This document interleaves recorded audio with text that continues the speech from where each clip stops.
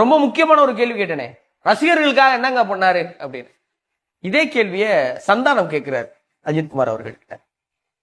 நீங்க எவ்வளவு failures face பண்ணாலும் உங்க ஃபேன்ஸ் வந்து உங்க கூட நிக்கிறாங்கல்ல அப்படின்னப்போ அஜித்குமார் அவர்கள் சொல்றாங்க, என்னோட இந்த தலைமுறை நடிகர்கள்ட்ட, என்னுடைய சமகால நடிகர்கள்ல என்னைய மாதிரி தோல்வியை சந்திச்ச ஒரு நடிகர் இல்லவே இல்லை.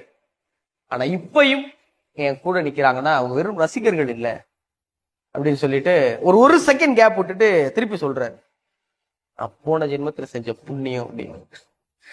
அதனால ஒரு ரசிகன் ஏகேவை எவ்வளவு உயரத்துல வச்சு பாக்குறாரோ அதுக்கு ஒரு படி மேலதான் ஏகே அவருடைய ரசிகரை வச்சு பாக்குறாரு. அதுக்கான ஒரே ஒரு ஆதாரம் சொல்லவா, நடிப்பு என்னுடைய தொழில்.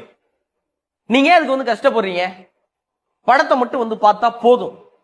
நான் என் வேலையை பார்க்கிறேன், என் குடும்பத்தை பார்க்கிறேன். நீங்க நல்லா படிங்க, உங்க குடும்பத்தை பாருங்க, சும்மா வந்து படம் மட்டும் பாருங்க. எந்த ஹீரோ சொல்லுவாரு என் படத்தை வந்து பார்த்தா மட்டும் போதும், உன் குடும்பத்தை பாருன்னு தன்னுடைய ரசிகனுடைய குடும்பத்து மேலேயும் ஒரு ஹீரோ அக்கறை இருக்குன்னா அந்த நடிகன் தன்னுடைய ரசிகனை அவனை விட ஒரு படி மேல வச்சு பாக்குறாருன்னு தானே அர்த்தம்.